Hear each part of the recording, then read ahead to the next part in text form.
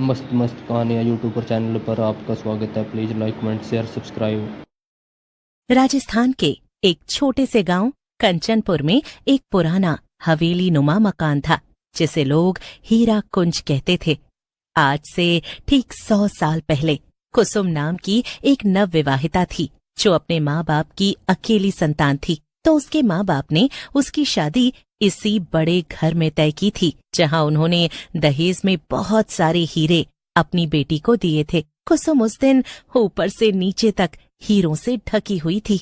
आज तो मेरी शादी है, मैं वहाँ कैसे रहूंगी? वहाँ के लोग कैसे होंगे? क्या वो लोग मुझे पसंद करेंगे? कुसुम खुद से ही बातें कर रही थी कि तभी उसकी माँ वहाँ आ जाती है। बेटा, हम तुम्हें बहुत अच्छे घर में भेज रहे हैं और हमने अपनी सारी उम्र की कमाई तुम्हारे लिए हीरे खरीदने में लगा दी है और हम अपने सारे हीरे अपनी निशानी समझकर तुम्हें दे रहे हैं क्योंकि तुम ही हमारी अकेली संतान हो। लेकिन जैसे ही कुसुम हीरे लेकर ससुराल गई तो उसके पति और उसके ससुराल वाले लालच में आ गए और उन्होंने लालच में आकर कुसुम से कहा, ये सारे हीरे मुझे दे दो कुसुम, तुम इन गहनों का क्या करोगी? ये तुम्हारे किसी काम के नहीं हैं। लेकिन ये तो मेरे हैं, मैं आपको क्यों दूं? मेरे माँ बाप ने बहुत प्यार और मेहनत से बनवाए हैं ये हीरे मेरे लिए। हैं, दिए तो हमारे लिए ही हैं। चल दे, अब इतने बड़े घर में रहने के लिए, सारी सुख सुविधा के लिए तू हमें ये सब नहीं देगी? नहीं, मैं नहीं दूंगी अपने हीरे। नहीं सुनते ही उसका पति गुस्से में आ जाता है और गुस्से और लालच में आकर कुसुम को एक सुनसान कमरे में बंद कर देता है। खोलो ये दरवाजा, मुझे बाहर निकालो, वो हीरे मेरे माता पिता ने दिए हैं, खोलो इसे। लेकिन उसके पति ने उसकी एक नहीं सुनी और उसे उसी कमरे में जलाकर मार डाला। तब भी कुसुम ने अपने हीरे नहीं छोड़े, साथ ही साथ उसने मरते हुए चिल्लाकर कहा, हर हीरे की चमक के साथ मैं लौटूंगी और सबकी जान ले लूंगी। जैसे मैं जली हूँ तुम सबको वैसे ही आग लगा दूंगी। कहते कहते कुसुम मर जाती है। गांव वाले कहते हैं कि वहां आज भी एक हीरे पहनने वाली चुड़ैल रहती है जो हर पूर्णिमा की रात किसी की जान लेने निकलती है। सोहन, जो गांव में रहने वाला एक साधारण लड़का था, वो अपने दोस्त अर्जुन के साथ गांव घूम रहा था। अर्जुन शहर से पढ़ाई करके गांव लौटा था। यही कहानी है उस हवेली की। आज तो वो हवेली बंद हो गई, लेकिन उसका खौफ जिंदा है।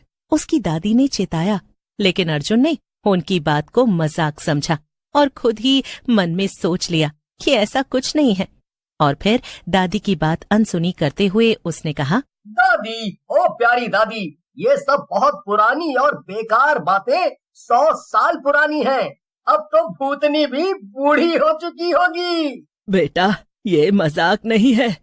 कुसुम नाम की औरत थी, दुल्हन बनकर आई थी इस हवेली में, मगर उसकी चीखें अब भी उस हवेली में गूंजती हैं। अर्जुन हंस पड़ा और इधर उधर घूमने लगा, मानो उसे दादी की बातें सुनाई ही न दे रही। दादी, भूत वूत कुछ नहीं होता। लोग डरते हैं क्योंकि वो जानना नहीं चाहते, इसीलिए उनको हर छोटी बात डराती है। कोई बात नहीं, तू नहीं मानता तो कम से कम ये तावीज ही रख ले, मेरे खातिर ही सही।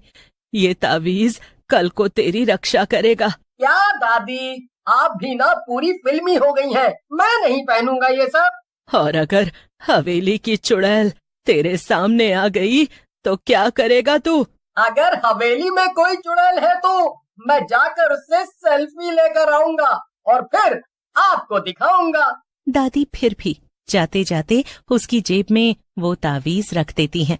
अर्जुन सोहन के साथ गांव घूमने निकल जाता है।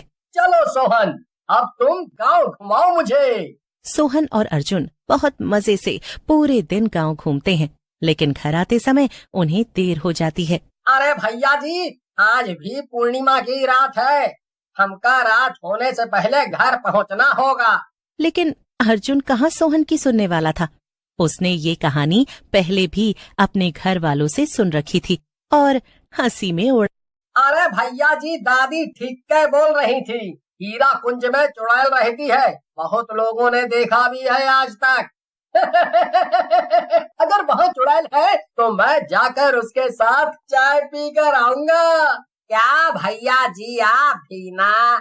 इस बार तो अर्जुन मान गया, लेकिन फिर अगली पूर्णिमा की रात अर्जुन उस रात हीरा कुंज की ओर बढ़ गया। बिना किसी को बताए, सबकी परवाह किए बिना उसने अपनी योजना भी बना ली। टॉर्च, मोबाइल और अपनी दादी का दिया हुआ एक चांदी का तावीज जो वो कभी नहीं पहनता था। कैसी जगह है यहाँ की? हवा में अजीब सन्नाटा है, हवा में अजीब सन्नाटा है। कुत्ते भौंक रहे थे। जब अर्जुन हवेली के बाहर पहुंचा तो उसकी दीवारें अब भी किसी राजसी महल की तरह लग रही थीं। अंदर कदम रखते ही एक तेज सफेद चमक उसकी आंखों में चुभी। ये देखकर अर्जुन चौंका। उसने मोबाइल निकाला और रिकॉर्डिंग शुरू कर दी, जिसके सामने एक परछाई खड़ी थी। अब अर्जुन ने उसे साफ देखा।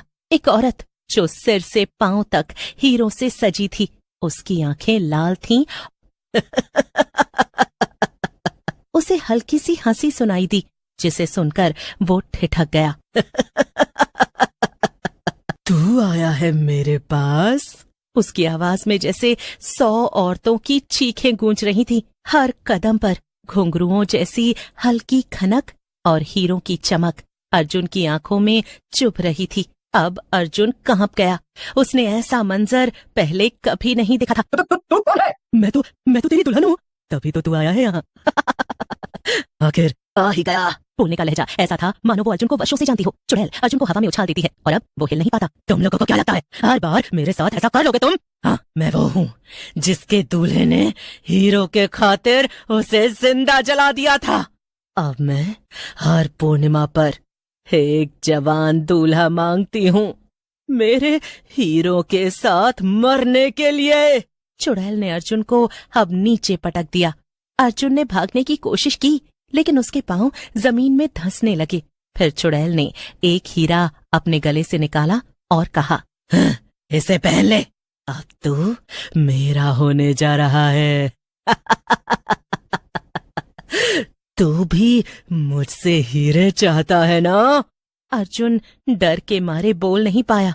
तू नहीं बचेगा जब तक ये हवेली है। मैं हूँ जब तक ये हीरे है। मेरी आत्मा है। अर्जुन भागने के लिए दरवाजे की ओर दौड़ा, मगर वो दरवाजा अपने आप बंद हो गया। हर हीरा एक कहानी है, हर कहानी एक मौत है। ठीक उसी समय अर्जुन ने अपनी जेब से दादी का दिया हुआ चांदी का तावीज बाहर निकाला, जो वो अपने पास रखना पसंद नहीं करता था। लेकिन आज उसको यकीन हुआ। चुड़ैल की चीखों से हवेली कांप उठी। नहीं, ये नहीं हो सकता। मैं अमर हूँ। अर्जुन किसी तरह बाहर निकला और जमीन पर गिर पड़ा। गांव वाले दौड़ते हुए पहुंचे। अर्जुन ने जो देखा वो सबको बताया, लेकिन फिर एक बूढ़ी औरत बोली, बेटा, वो हर बार राख से फिर बनती है। चुड़ैल को हीरे बांधते हैं और हीरे